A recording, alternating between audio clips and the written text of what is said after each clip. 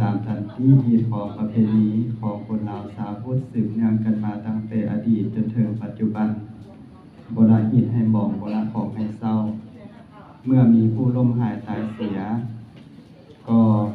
พากันระลึกคิดถึงคุณงามความดีของผู้ที่ลาโลกไปแล้วนั้นก็ทำบุญอุทิศส่วนกุศลให้ถึงว่า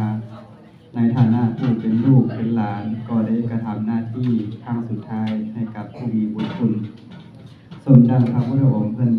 กล่าวเอาไว้บุคคลใดได้ทำหน้าที่5ประการต่อบิดามารดาบุคคลนั้นชื่อว่าเป็นการกระทำกิจอันสมบูรณ์ในฐานะของความเป็นลูกเป็นหลาน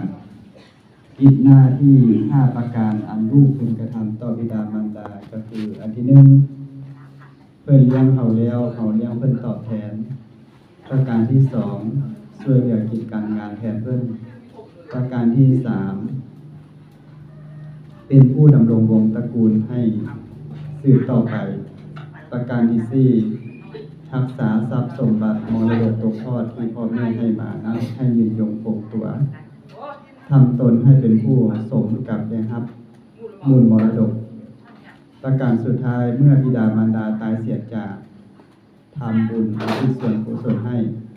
เช่นดังที่เฮากระทำอยู่เดี๋ยวนี้ถือว่าเป็นการทำบุญเป็นการตอบแทนบุญคุณที่พ่อแม่เลี้ยงมาพาใหญ่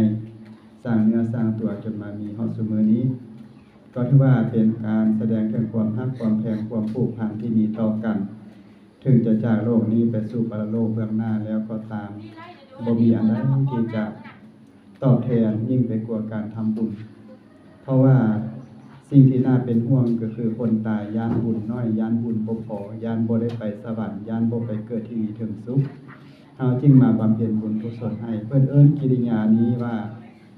ทักขินานุปทานแต่ว่าทำบุญให้แก่ผู้ตายให้ได้บุญเพิ่มให้ได้บุญหลายๆแล้วเฮาก็มาสละวัตถุทานสมทานศีลฝังธรรมก็ถือว่าจะเกิดก่อบุญกุศลหลากหลายประการฉะนั้นก็เลยฮิตโฮมพูดละเล็กพูดละน้อยสู้คนสู้อุทิศแผ่บุญกุศลนี้ไปให้ก็ได้บุญเพิ่มแน่นอนและอีกประการหนึ่งก็ขอเอามาเป็นคติเตือนใจให้กับพวกเราที่ยังมีชีวิตอยู่จงเข้มแข็งเตรียมกายเตรียมใจที่จะประสบกับภัยอันจะเกิดขึ้นในข้างหน้าภัยนั้นก็คือภัยของความแก่ความเจ็บและความตายคนเฮาก็คือจะพ้นจากความแก่ความเจ็บความตายไปนั้นเป็นไปบ่ได้จะต้องประสบพบพอแน่นอนคนบูหารเพิ่นเว้าเป็นกาบเป็นกรเป็นพญาภาสิทธิปริศนาธรรมเอาไว้ว่าจัตตาโลโจลาโจรใจกล้าจัตวาทั้งสี่มันหักมาเที่ยวปนของบ้านท่านพญากลุ่มหนึ่งนั้นมาแต่ยามดึกกลุ่ม2-3มายามตาบานคายกลุ่ม4นั้นมายามมื้อค่ำเที่ยวดุงดันเอาเคียงบ่หลอโจรกลุ่มหนึ่งเพิ่นหมายถึงความเกิดเฮาเกิดมาเฮาบ่ฮู้หยังสาอีหยังเกิดขึ้นมาแล้วมือกระกำแน่นห้องให้เป็นนิมิตหมายว่าเฮาเกิดมาใส่กำมือกำแน่นบ่ฮู้จักปล่อยบ่ฮู้จักวางจะเก็บจะกำจะกอบจะโกยเอาเบิดทุกอย่างในโลกนี้แสดงถึงความเก่งกาจสามารถมือกำแน่นเป็นกามตั้งแต่เกิดมาแต่เมื่อยานบ่ได้ดังใจก็เลยห้องให้ออกมาให้เฮาฟังฉะนั้นเพิ่นจึงเอิ้นคนที่เกิดออกมาว่าเฮือนใดที่เกิดรูปเอิ้นว่าเฮือนกรรมเฮือนนั้นมีกรรมยังจะต้องเลี้ยงดูปูเสื้อใช้เวลาอีกหลายเดือนหลายปีจึงสิเติบใหม่ยังได้มาเรียกว่าเฮือนกรรมวันนี้บางคนก็ยังเสี่ยงที่จะเลี้ยงลูกน้อยให้เติบโตก็ล้มหายตายเสียตั้งแต่ยังน้อยเพิ่นว่าโจรนั่นแหละมาฆ่าโจรอันนี้ก็คือความเกิดมาพัดพรากจากไปโจรกลุ่มที่2เพิ่นว่ามายามตะวันบ่ายก็คือคนเฮานี่เมื่อสู้วัยกลางคนไปแล้วเนี่ยจะเริ่มเจ็บเริ่มป่วยถ้าบ่มีความแก่ความเฒ่า บางคนก็เฒ่าแก่ก่อนวัยก็มีอายุบ่ทันฮอด40บ่ทันฮอด50หัวงอกเต็มหัวขาวเต็มหัวอันนี้ก็มีก็คือความแก่เนี่ยเข้ามาเยี่ยมยามถามข่าวความเจ็บไข้ได้ป่วยเข้ามาเยี่ยมยามถามข่าวหมายถึงโจรกลุ่มที่2กลุ่มที่3คันว่าโจรไผก็บ่มักดอกมันเอาความชิบหายความวายวอดความเจ็บไข้ความตายเข้ามาสู่เฮาบางคนก็บ่ทันเฒ่าทันแก่ก็เจ็บไข้ป่วยตายอันนี้คือโจรผู้ที่กลุ่มที่2ที่3สังหารแล้วเด้นะบัดนี้โจรกลุ่มที่4นี่เพิ่นว่ามายามมื้อค่ำก็คือผู้เฒ่าผู้แก่ยามค่ำมันหูบ่มาตาบ่แจ้งนะถือว่าเป็นยามค่ำนะเป็นปัสสิมไว้เป็นปัสสิมยามสำหรับคนเฮาตั้งแต่เช้าประจำค่ำผู้ใดใช้ชีวิตได้เบิดมื้อถือว่าดีหลายยังมีบุญเก่าอยู่แต่ว่าโจรมันก็แน่เป้าคือกันบ่ให้รอดสายตามันจะมาปุ้นซ้ำอีกเทื่อนึงก็คือความตายมันสิมาเมื่อยามค่ำและเฮาที่ยังนั่งฟังเทศน์ฟังธรรมรู้เรื่องอยู่ตอนนี้ถือว่าเฮาผ่านโจรมาแล้วอย่างน้อย2กลุ่มที่1กลุ่มที่2เดี๋ยวนี้เฮากำลังรับมือกับกลุ่มที่3กับกลุ่มที่4คือความแก่เฒ่าและความตายแต่ว่าสิผ่านพ้นไปได้บ่นั้นขึ้นกับเฮาเกียมเนื้อเกียมตัวแล้วเด้บัดนี้การเตรียมเนื้อเตรียมตัวนี่คือเตรียมอีหยังแน่คือบำเพ็ญทานรักษาศีล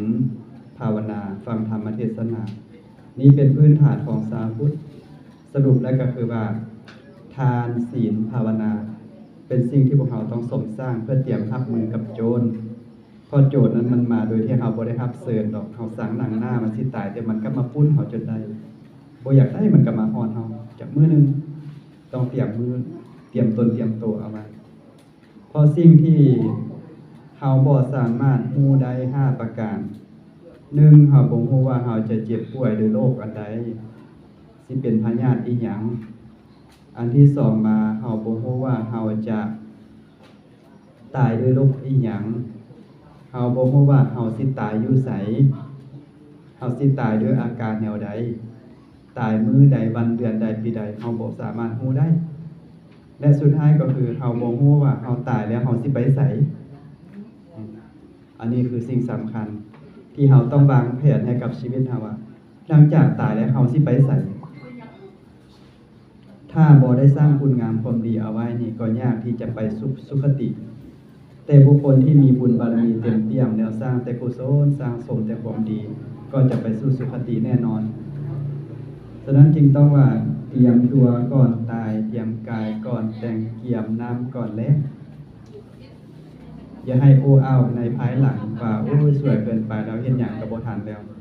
ต้องเกี่ยมกายเกี่ยมใจเอาไว้ดีๆสร้างบุญสร้างกุศลเตรียมรับมือกับความเป็นความตาย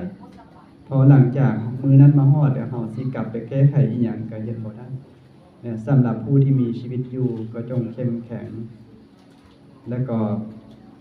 มั่นสร้างคุณงามความดีเอาไว้อย่าให้มีความคัดสนจนใจนึกคิดประการใดก็มีแต่ความโลภความปลอดความโปร่งความเย็นความสบายบ่ทุกข์บ่ร้อนนั่นแหละเรียกว่าบุญสิ่งใดกระทำไปแล้วเกิดทุกข์เกิดโทษเดือดร้อนภายหลังกินแหนงแข็งใจสิ่งนั้นเรียกว่าบาปฉะนั้นเราจะเฮ็ดอันใดก็ตามเฮ็ดในสิ่งที่คิดขึ้นมาแล้วบ่เดือดเนื้อร้อนใจบ่มีอันต้องกินแหนงอีพ่ออีแม่ล้มตายเสียบางทีบางคนก็จะรู้สึกเสียใจหลายอาการเสียใจก็มีอยู่2อย่างอันที่1เสียใจที่เพิ่นจากเฮาไว้เฮาบ่ทันได้ตอบบุญแทนคุณประการที่2เป็นย้อนเฮาประมาทบ่ได้ตอบบุญแทนคุณเลยก็เลยมีความเสียใจก็มีอยู่2ประการนี้ถ้าบุคคลใดได้เฮ็ดหน้าที่ของลูกให้สมบูรณ์แล้วคือเลี้ยงดูตอบแทนเพิ่นช่วยเหลือการงานของเพิ่นก็จะรู้สึกว่าต่อให้เสียดายแต่เฮาก็บ่เสียใจเพราะเฮาได้เฮ็ดดีที่สุดแล้วเท่าที่มนุษย์คนหนึ่งลูกคนหนึ่งที่จะกระทำได้ก็ทำสุดความสามารถก็จะมีความเสียดายนั่นแหละบ่มีผู้ใดดอกสิบ่เสียดายคนฮักคนแพงแต่เฮาจะบ่เสียใจ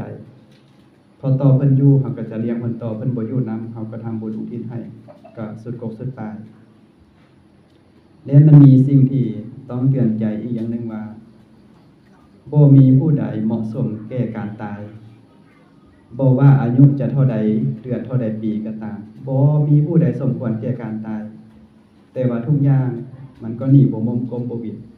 ความเจ็บความไข้ความตายหนีบ่ได้หลีกเลี่ยงบ่ได้อันความเจ็บก็ยังพอมีวิธีป้องกันบำรุงรักษาด้วยการแพทย์ความแก่ก็สามารถชะลอได้ด้วยการกินอาหารมีประโยชน์พักผ่อนเพียงพอออกกำลังกายและช่วยได้ทางศัลยกรรมในการเสริมสวยแต่ความตายนี่ยืดบ่ได้ซอยบ่ได้ดังนั้นเป็นสิ่งจำเป็นที่เราต้องเรียนรู้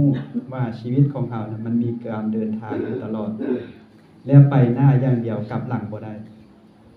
เอาเวลาที่เหลืออยู่ของเรานี่สร้างแต่คุณประโยชน์ทั้งตนเองและกับผู้อื่นโดยเฉพาะญาติพี่น้องวงศาคณะญาติเดียวกันสิ่งที่พ่อแม่เป็นห่วงที่สุดก็คือยานอายเอื้อน้องบ่ฮักแพงกันอันนี้พ่อไม่ออกผู้ที่อายุหลายก็สิเข้าใจดีสิ่งที่เป็นห่วงหลายที่สุดยานอายน้องบ่ฮักแพงกันอันอื่นแท้ยังมีเงื่อมีแหงมีกำลังบังษาซ่อมมาหาได้อยู่ดอกแต่คันอายน้องบ่ฮักแพงกันนี่มันคือเรื่องใหญ่หลวงที่ขาดอกขาดใจต่อผู้เป็นพ่อเป็นแม่ฉะนั้นสิ่งนี้ก็อาตมาก็ถือว่าขอตั้งหน้าให้กับผู้ตายเลยว่าจะเกิดอะไรขึ้นก็ตามขอให้พี่ให้น้องสมานกลมเกลียวสามัคคีฮักแพงมีอย่างค่อยเว้าค่อยจามีปัญหาได้ซอยกันแก้ให้ฮักให้แพงกันอย่าสุเป็นคือล้างบ้านล้างเรือนดินติดต่อกันย่านแย่งผลประโยชน์ได้คืบ1 2 1ก็เอาตกลงปรงใจกันบ่ได้กันเป็นถ้อยเป็นความเถียงกันจนตัดขาดพี่น้องดินเพียงคืบ1 2 1สิมาตัดความเป็นพี่น้องนี่บ่สมเหตุสมผลจังได๋เฮาก็เป็นซีนตอนเดียวพ่อแม่ตัดแบ่งกันให้เป็นอ้ายให้เป็นน้องให้เป็นพี่สามัคคีปรองดองกันไว้ก็ถือว่าเฮ็ดตามเจตนารมณ์ของผู้เป็นพ่อเป็นแม่และเชื่อแน่นอนว่าถึงข่าวเฮามีลูกมีหลานเฮาก็ต้องการให้ลูกหลานนั้นฮักแพงสามัคคีกันสืบต่อวงตระกูลให้เป็นไปอันนี้คือความปรารถนาดีของผู้หลักผู้ใหญ่เพิ่นอาตมาก็ถือว่าเป็นกระบอกเสียงมาเตือนสติอีกครั้งนึงว่าอย่าให้อุปสรรคปัญหาใดๆมาตัดขาดความเป็นพี่เป็นน้องให้ฮักแพงกันเอาไว้จะกล่าวขอย้อนไปถึงนิทานสมัยพุทธกาลมีครอบครัวชาวนาครอบครัวหนึ่งประกอบด้วยอ้ายหรือจะว่าลุงก็ได้มีอ้ายมีผัวมีเมียและลูกน้อยไปเฮ็ดนานำกันอยู่หาวป่าวันหนึ่งมีโจรปล้นทรัพย์ของชาวบ้านและก็หนีไปทางนั้นตำรวจก็เลยพากันไล่จับกุมโจรเมื่อจับได้แล้วก็เอาไปทั้งหมดเลยทางชาวนามีอ้ายเมียมีผัวมีเมียแล้วก็ลูกน้อยจับไปหมดเลยแล้วทีนี้ในขณะที่สลมุนวุ่นวายนั้นผู้เป็นเมียก็เอาตัวรอดเขาก็จับคนที่เหลือไปโจรและก็บุคคลอันเป็นที่ฮักคืออ้ายผัวและก็ลูกชายทีนี้ผู้เป็นเมียนี่ก็พยายามที่จะไปช่วยเหลือครอบครัวกลับคืนมาก็ใช้เวลาอยู่โดเติบคิดค้นวางแผนว่าเฮ็ดจังได๋เนาะจึงจะช่วยคนที่เฮาฮักคืนมาได้ก็เลยไปห้องทุกข์ที่หน้าประตูเมืองพวกตำรวจทหารราชบุรุษก็เลยถามว่าเจ้าเป็นไผมาแต่ไสนางก็เลยตอบว่าข้าพระเจ้าเป็นคนเปลือยคนบ่มีเครื่องนุ่งเขาก็เลยแปลกใจว่าเอ้าเสื้อผ้าเจ้าก็นุ่งอยู่ดิจังสังปะบอกว่าเป็นคนเปลือยนางนี่ก็บอกว่าอันเสื้อผ้าห่มได้แต่ภายนอกอันครอบครัวนั้นห่มได้ฮอดภายในข้าพระเจ้าบ่มีครอบครัวจึงชื่อว่าเป็นคนเปลือยก็เลยถามว่าครอบครัวเจ้าไปไสก็ถูกจับกุมมาว่างบ่ดลนี้ก็เลยขอเข้าพบพญาก็ให้พบและก็ถามว่าเจ้าสิเอาหยังมายืนยันความบริสุทธิ์ว่าครอบครัวเจ้าบ่ได้เกี่ยวข้องกับโจรก็กล่าวถึงที่ไปที่มาว่าครอบครัวเขาน้อยเป็นครอบครัวชาวนาหาเช้ากินค่ำแต่ละมื้อไปเฮ็ดไร่ไถนาบ่มีเวลาไปปุ้นจี้ผู้ใดดอกและพวกโจรนั้นก็บ่ได้รู้จักกันแต่พญานั้นก็เลย ก็เชื่อเพิ่งบ่เชื่อเพิ่งก็เลยว่าเอาจังซี่ซะค่อยให้โอกาสเจ้าซ้อยชีวิตได้เพียงคนเดียวที่เหลือจะแม่นเอาขังคุกไว้รอการประหารใน3คนนี้เจ้าสิเลือกเอาไผอันที่1อายเจ้าอันที่2ผัวเจ้าอันที่3ลูกน้อยของเจ้าคันเป็นเฮาสิเลือกไผเอาลองขึ้นไปในใจเบิ่งสิกงกับผู้บ่าวบ่ระหว่างอายขิงผัวที่ฮักแพงกันบ่แม่นผัวที่แบบอันนั้นได้บ่แม่นผัวผีผัวห้าผัวกรรมผัวเวรแต่เป็นผัวที่เข้าอกเข้าใจฮักแพงกันดีและลูกน้อยคนส่วนหลายก็สิเลือกลูกเพราะว่าความฮักความแพงนี่มันจะผูกพันกันหลายระหว่างแม่กับลูกแล้วก็ขึ้นถึงอนาคตอันยาวไกลก็จะได้พึ่งพากันแต่ว่านางคนนั้นเลือกเอาอายพระราชายังสะดุ้งเลยว่าเอ้าเกินคาดเป็นหยังคือเลือกอายก็เลยถามหาเหตุผลเป็นหยังเจ้าจึงเลือกอายคือบ่เลือกเอาลูกหรือเลือกเอาผัวนางก็เลยให้คำตอบมาว่าอายนี่คือมรดกสุดท้ายที่พ่อแม่ให้มาตัดขาดบ่ได้ว่าซั่นมันเป็นสมบัติสิ้นสุดท้ายที่พ่ออีแม่ให้มาอายมีคนเดียวบัดนี้ผัวเด้ซั่นบ่สำคัญบ่ก็สำคัญแต่เฮามีโอกาสเลือกผัวใหม่ได้อาจจะดีกว่านี้ก็ได้ย่างกายตลาดปืดขาขาวไปก็ได้รับผัวเพราะฉะนั้นแต่ว่าสิหาอายนี่หาอยู่ใส่บ่ได้ล่ะพ่อแม่ให้มาเท่านี้ไปซอกใส่ก็บ่ได้ก็สิมีอยู่อายฮักเอื้อยฮักน้องฮักอีหยังนะแต่ก็บ่แม่นอายแท้ๆที่เป็นเลือดเนื้อเสื้อไขแต่ผัวเฮาเนี่ยเปลี่ยนผัวนี่ไปเอาผัวใหม่ก็ยังเป็นผัวแท้อยู่ในความคิดของเราเป็นจังซี่บัดนี้ลูกเด้บัดนี้ลูกก็เหมือนกันเอาผัวใหม่เอายามใดก็ได้ลูกอยู่ในพกผ้านี่เสียปีละคนก็ยังได้พระราชาก็เลยเห็นว่านางนี่เป็นคนเสดี่ยวสนานก็เลยทำการสืบสวนสอบสวนอย่างละเอียดก็เห็นว่าบ่ที่สุดก็เลยปล่อยเบิดทั้ง3คนได้ทั้งผัวได้ทั้งลูกย้อนเลือกอายอันนี้เป็นเหตุผลว่าบ่ได้หมายความว่าเราบ่ฮักผัวบ่แม่นว่าเราบ่ฮักลูกแต่ความสำคัญทางเลือดเนื้อเชื้อไขคืออายนะคือสมบัติที่พ่อแม่ให้มามีจำนวนจำกัดจะหาไม่บ่ได้เลยอย่างเช่นพวกเฮาอยู่นี่เฮาอาจจะหาลูกฮักไม่ได้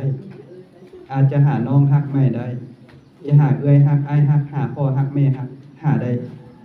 และหาได้หลายอีกแต่จังได้ก็บ่แม่นลูกแท้ๆบ่แม่นอ้ายแท้ๆบ่แม่นเอื้อยแท้ๆบ่แม่นพ่อแม่แท้ๆฉะนั้นสายเลือดแท้ๆนี่แหละเป็นสิ่งที่บ่ควรตัดให้ขาดด้วยอุปสรรคหรือปัญหาเพียงเล็กๆน้อยๆยันแย่งหลักหัวกันอีกเป็นเรื่องที่บ่สมเหตุสมผลเลยบัณฑิตนักปราชญ์เพิ่นจึงมีคติเตือนใจเอาไว้ญาตกาสังคโหเอตัมมังคารมุตตัมมังการส่งเคราะห์ญาติเป็นอุดมมงคลสูงสุดฉะนั้นพวกเราท่านทั้งหลายมาร่วมบำเพ็ญบุญกุศลนี้ก็ถือว่าได้อนุเคราะห์ทั้งตอนเป็นและอนุเคราะห์ทั้งตอนตายคือทำบุญอุทิศส่วนกุศลให้ก็ขอให้ได้สมดังคันมาคันปรารถนาการเทศนาว่าการมาก็สมควรกาลเวลาขออุทิศส่วนกุศลที่พวกเราอบรมสร้างมาทั้งหมดตั้งแต่ต้นจนจบไปถึงดวงวิญญาณของแม่ตู้หมูนถ้าหากรู้แล้วขออนุโมทนาถ้าหากบ่ฮู้บ่ทราบขอเชิญเทพเจ้าเหล่าเทวาผู้มีที่พระอำนาจมีที่พระจักษุมีที่พระโสตะมีเจโตปริยญาณจงนำข้าวการกุศลอันนี้ไปบอกแก่ดวงวิญญาณของแม่ตู้คำมูลให้ฮู้ถ้าหากว่าตรงทุกข์อยู่ขอให้พ้นจากทุกข์กลายถึงสุขแล้วขอให้สุขยิ่งขึ้นไปจนตามเท่าเข้าสู่พระนิพพานในอนาคตการเบื้องหน้านั้นเทินขออำนวยอวยชัยให้พรแก่เจ้าภาพเจ้าศรัทธาพร้อมด้วยออกตัวญาติโยมที่มาร่วมบำเพ็ญบุญกุศลอยู่ในสถานที่นี้จงมีแต่ความสุขกายสบายใจผู้อยู่ขอให้มีไสผู้ไปขอให้มีโชคหายทุกข์หายโศกหายโรคหายภัยหายเคราะห์หายเข็ญหายกรรมหายเวร หายอุบาทวินาศจังไห้อันตรายทั้งหลายขอให้ตกน้ำไฟไหลไปน้ำน้ำนับแต่นี้เป็นหน้าขอให้มีอายุวันนะสุขภาละปรารถนาสิ่งใดที่เป็นไปโดยชอบประกอบด้วยธรรมขอให้สำเร็จดังความมุ่งมา่ปรารถนา ขอบุญรักษาธรรมรักษาเทวดาคุ้มครองทานทั้งหลายให้มีสิริสวัสดิพัฒนามงคลมีความสมบูรณ์พูนผลและความผาสุขทุกประการ จงบังเกิดมีแก่ทุกทานทุกคนเถิด สาธุ